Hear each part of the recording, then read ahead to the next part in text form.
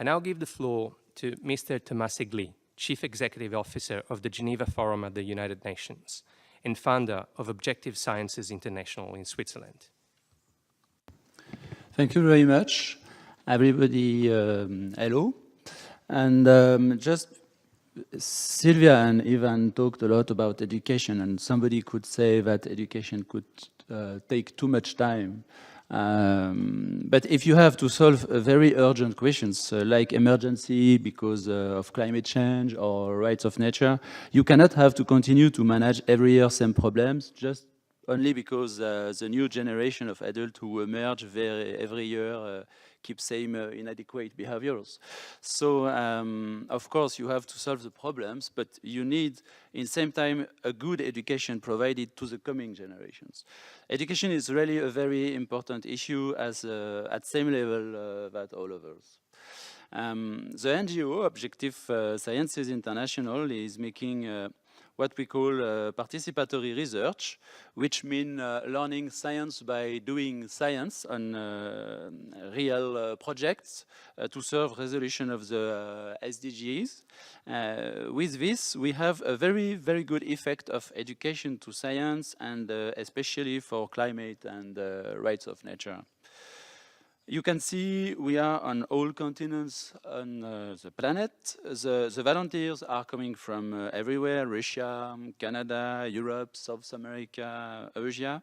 If a government or a United Nations program asks us, we can organize a project in absolutely all countries. We lead the project for absolutely all types of publics. We do all topics of science, including human sciences, and we have a lot of partners through the world. Our trainers are professionally trained and are in the same time scientists and facilitators. And the most important thing to understand today for this conference is that in absolutely all our projects, science camp or animations inside schools, etc., and so on, we find education to rights of nature in partnership with the UN program Harmony with Nature, and education to changing behaviors for climate. These two learnings goals are present in the pedagogic project document of all our science camps. You can see here that participatory research is connected with a lot of sub-elements of the society that give us a very powerful tool to resolve some issues and to have most people involved, including partners, new places where to be active, and so on. So, one first practical case is about the environmental education. The advantage to do education to nature is to change the paradigm of anthropocentric point of view. If we do education to environment, we talk about waste, pollution, noise, but we will never manage to make completely understandable what is really the system we belong to.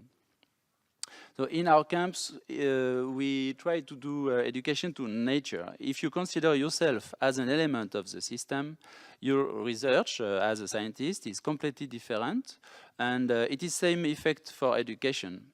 At the end of the process, your decisions are different as political leaders. If you follow an education to nature, you can feel yourself being nature, and you will think differently about problematics. You will see something else.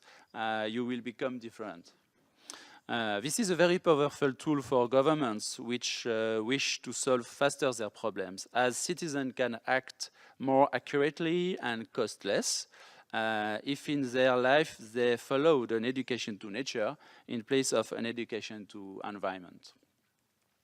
A second very practical case is the difference between, on one hand, to make education without nature, like in a conventional school, and on the other hand, to make it happen with nature.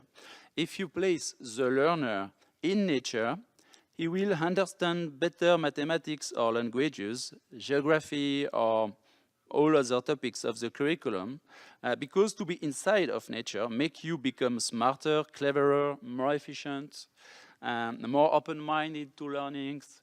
If a government wants its country become or stay the first in economy, in research, in a lot of topics of results, it could be smart to imagine how it could be possible to make education in nature or with nature. We know today that it can be done easily, everywhere, and that don't have costs bigger than for conventional education.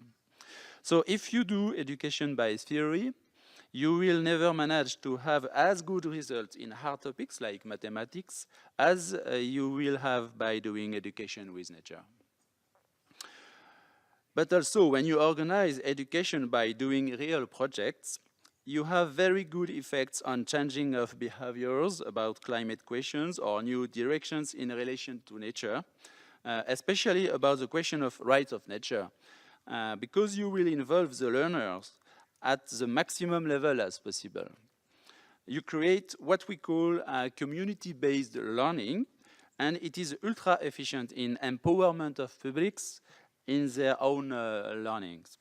And with the hard topics, as mathematics, you may have understood better if it was with nature. Here, you find very good results also in soft topics, as leadership, innovation capacities, collaboration. For making projects continue and taking more and more importance, we organize several meetings to share winning practices between the operators and between the deciders, or to train the next generation of leaders. Every December, the Geneva Forum hosts at the United Nations Geneva the International Annual Conference on Rights of Nature in partnership with the UN program Harmony with Nature.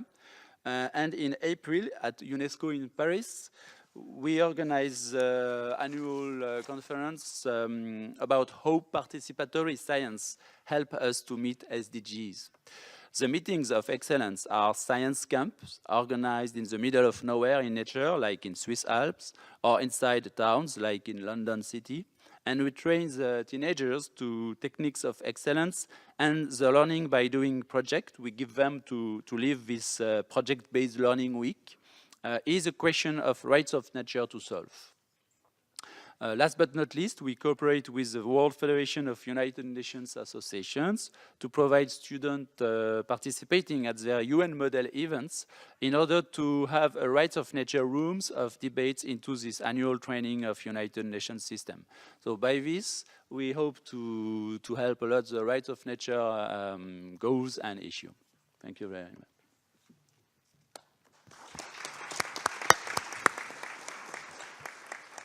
I thank Mr. Egli for his contribution. And I think it is very good to see that ecological pedagogy is not limited to the world of university, and that both institutional and non-governmental approaches are equally profound and actually equally inspiring. So thank you, Mr. Egli.